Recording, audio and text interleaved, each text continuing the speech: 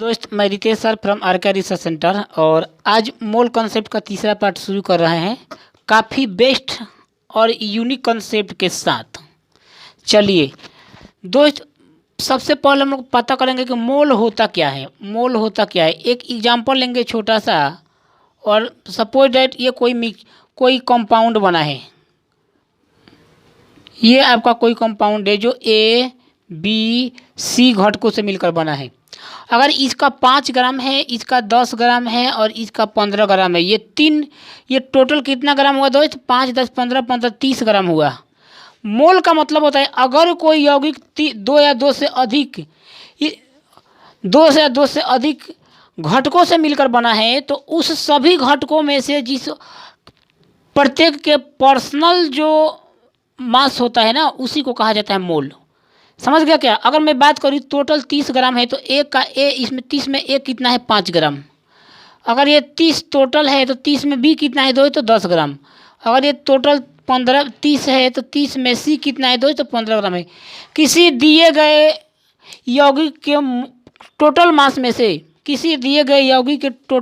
से किसी व्यक्तिगत एलिमेंट की जो मास होती है उसी को मोल कहा जाता है। दूसरी बात, वास्तव में एक रियल में अगर मोल की बात करें, अगर मैं रियल में मोल की बात करूं तो जैसे आप बोलते हैं कि 1 दर्जन बराबर 12 केले होते हैं, ठीक उसी प्रकार 1 मोल का मतलब होता है दोस्त। अगर मैं 1 मोल में टोटल परमाणु की बात करूं, 1 मोल का मतलब 1 ग्राम होता है। समझ गया क्या? 1 मोल बराबर 1 ग्राम। अगर इसमें टोटल छोटे छोटे सूक्ष्म परमाणुओं की बात करूं तो 6.023 गुने 10 पे पावर 23 एटम होते हैं। 23 एटम होते हैं। समझ गया क्या? तो मोल का मतलब यही होता है 1 मोल बराबर 1 ग्राम, और 1 ग्राम में जितने छोटे छोटे सूक्ष्म परमाणु होंगे वो क्या होंगे? 1 मोल होंगे। दूसरी बात, ये मोल के को प्रभावित करने वाले जो फैक्टर होते हैं वो क्या हो सकते हैं दोस्त? तो मोल के 3 फैक्टर होते हैं। पहला फैक्टर क्या होता है? Molar mass. अगर मैं बात करूं दोस्त, अगर मोलर किसी भी कंपाउंड का, किसी भी घटक का, किसी भी एलिमेंट का अगर मोलर मास बढ़ता है तो उसका जो मोल होंगे यानी मोल नंबर ऑफ एटम होंगे क्या होंगे? ऑटोमेटिक इंक्रीज हो जाएंगे। सपोज 1 मोल बराबर 1 ग्राम, 1 मोल बराबर 1 ग्राम बराबर 6.023 गुने 10 पे पावर 23 एटम होते हैं। अगर मैं 5 ग्राम की बात करूं दोस्त तो क्या होएगा? 5 गुणे 6.023 गुने 10 पे पावर 23 एटम होंगे। तो आप जान गए कि अगर 1 मोल का मान इतना एटम था तो 5 मोल में इतने एटम होंगे। तो ऑटोमेटिकली आप जान गए अगर एटॉमिक वेट बढ़ेगा, एटॉमिक वेट यानी मोलर मास बढ़ेगा तो क्या होगा दोस्त? द नंबर ऑफ मोल से ऑटोमेटिक बढ़ जाएंगे। दूसरी बात, दूसरा फैक्टर ये आया कि अगर प्रेशर जो होगा दोस्त, अगर प्रेशर 1 atm हो जाए और टेम्परेचर क्या हो जाए दोस्त? टेम्परेचर 273 केल्विन हो जाए तो जो एटम होंगे ना वो गैसेज अवस्था में आ जाएगी। वो एटम क्या हो जाएगी दोस्त? गैसेज अवस्था में आ जाएगी। उस केस में क्या बोलेंगे? ये स्टैंडर्ड टेम्परेचर एंड प्रेशर हो गया। यानी जो टेम्परेचर हो गया 1 atm हो गया और मेरा प्रेशर हो गया मेरा टेम्परेचर कितना हो गया? 273 केल्विन हो गया और मेरा प्रेशर क्या हो गया? 1 atm हो गया। जो स्टैंडर्ड प्रेशर होता है और स्टैंडर्ड टेम्परेचर होता है, इसको क्या बोलेंगे दोस्त? एसटीपी। और एसटीपी पर जो होता है ना दोस्त, किसी 1 मोल गैस, 1 मोल जो एटम होंगे दोस्त, 1 मोल जो एटम होंगे, 1 मोल एटम, तो वो एटम क्या होंगे दोस्त? प्रेशर के कारण गैसीय अवस्था में आ जाएंगे। तो उसको बोलेंगे हम 1 मोल गैस। मतलब 1 मोल किसी परमाणु में जितने एटम होंगे, 1 मोल किसी परमाणु में जितने एटम होंगे उतना ही 1 मोल गैस में भी होंगे। अगर वो जो एटम होगा गैसेज अवस्था में आ जाएगा तब, यानी अगर उस एटम में प्रेशर काम करना शुरू कर दे, प्रेशर के अंदर हो, जैसे गैस होती है, जो प्रेशर के अंदर होती है, तो उस केस में क्या हो जाएगा दोस्त? Pressure, standard temperature and pressure पर अगर कोई एटम अगर कोई एटम हो जो गैसेज अवस्था में आ जाए, और गैसेज अवस्था वो जहाँ प्रेशर 1 एटीएम हो और टेम्परेचर 273 केल्विन हो, तो आप जानते हो दोस्त 1 मोल गैस बराबर क्या हो जाएंगे, 22.4 लीटर हो जाएगा। मतलब आप ये मुझे समझाओ दोस्त कि 1 मोल होता क्या है। 1 मोल का मतलब होता है कि 1 ग्राम किसी एलिमेंट में कितने छोटे छोटे परमाणु है। ठीक उसी प्रकार से अगर ये एलिमेंट गैसेज अवस्था में आ गए, जैसे नाइट्रोजन हो गया, हाइड्रोजन हो गया, हीलियम हो गया, ये गैसेज अवस्था में आ गए, तो उस केस में आप जानते हो दोस्त वही 1 मोल जो होगा ना दोस्त, 1 मोल जो 1 मोल एलिमेंट होगा, 1 मोल एटम होगा, 1 मोल एलिमेंट होगा, वो 1 मोल गैस में चेंज हो जाएगी। क्या किस में चेंज जाएगी दोस्त, 1 मोल गैस में। अगर कोई एलिमेंट, अगर कोई रिएक्शन हो या कोई भी एटम हो या कोई भी सॉल्यूशन हो, अगर प्रेशर के अंदर में आ गया, तो उस केस में 1 मोल गैस का जो आयतन होगा 22.4 लीटर होगा।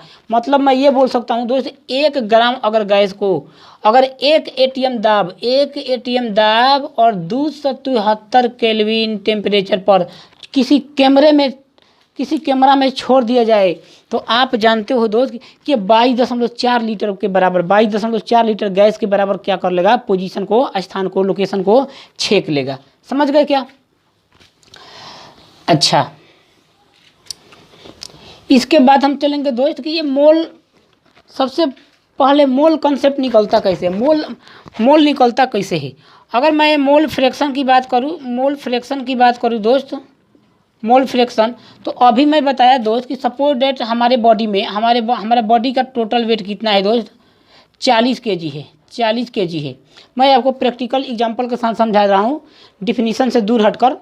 सपोज डेट मेरे बॉडी का मास जितना है दोस्त 40 केजी है, और उस बॉडी में अगर उस बॉडी में 4 केजी क्या है दोस्त, 4 केजी मेरा ब्लड है, ब्लड। इसको तो ऐसे लेना चाहिए लीटर में, लेकिन मैं ले रहा हूँ केजी में। क्यों, आपको प्रैक्टिकल समझाने के लिए, क्योंकि मैंने इसको केजी में ही लिया है, तो दोनों टर्म सेम में आ जाए, दोनों टर्म सेम पोजीशन में आ जाए, इसलिए मैंने लिया। तो अगर मैं बात करूँ मेरा ब्लड का मोल अंश, मोल ऑफ ब्लड, मेरा जो मोल मतलब ब्लड का मोल अंश क्या है, मतलब मोल अंश मतलब किसी दिए गए टोटल मास में से किसी व्यक्तिगत पदार्थ की जो मात्रा होती है उसी को मोल फ्रैक्शन कहा जाता है। समझा करो। मतलब 40 केजी में से, अगर 40 केजी में से मेरा ब्लड की बात करें तो कितना था, 4 केजी था, यानी 4/40 मतलब 1/10। मतलब मैं बोलता हूँ, अगर मैं बात करूँ तो 10, अगर मेरा वजन 10 केजी है तो उसमें 1 केजी क्या है दोस्त, 1 केजी क्या है, ब्लड है। मैं यही बात समझाना चाहता हूँ, किसी दिए गए पदार्थ में से किसी व्यक्तिगत पदार्थ की जो मात्रा होती है वही मोल फ्रैक्शन होता है। समझ गए क्या। अच्छा, तो वास्तव में हम लोगों ने क्या निकाल दिया कि वास्तव में मोल फ्रैक्शन का फार्मूला क्या हो गया। मोल फ्रैक्शन का जो फार्मूला बनकर आएगा दोस्त, मोल फ्रैक्शन बराबर गिवन मोल बाई टोटल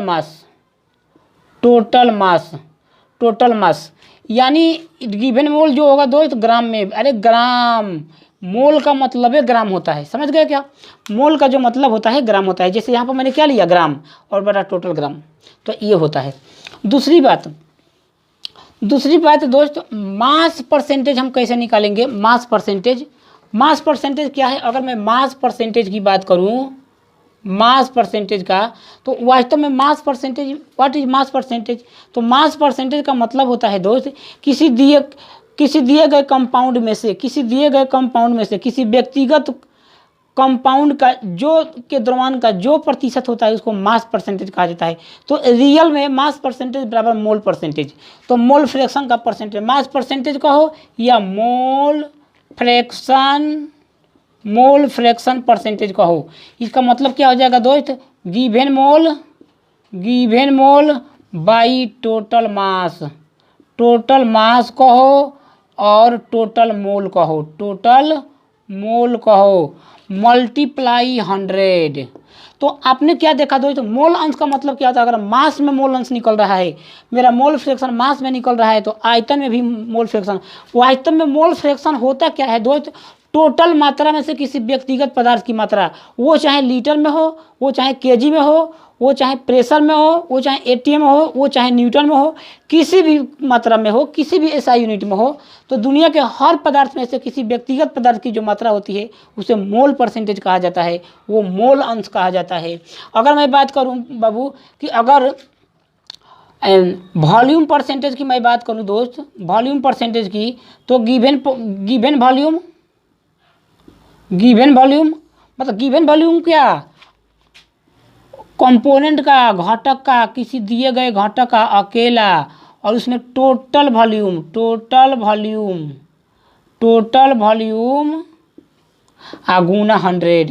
गुना 100। जैसे मैं बात करता हूँ दोस्त, मान लो कि ये कोई एलिमेंट, ये कोई यौगिक है, ये कोई मिक्सचर है, मिक्सचर मान लेते हैं।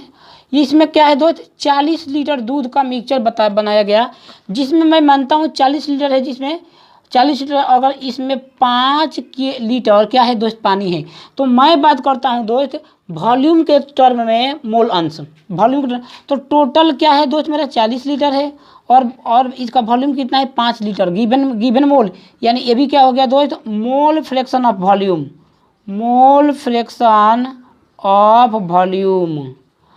अगर मुझे इसका परसेंटेज चाहिए तो मल्टीप्लाई 100, तो कितना हो गया 1/8, मतलब 100/100, मतलब 12 पॉइंट कुछ परसेंटेज, 12.88%। ये बात होती है दोस्त, समझ गया क्या। तो अगर वॉल्यूम परसेंटेज पूछता है तो दिया गया वॉल्यूम बटा टोटल वॉल्यूम गुना 100।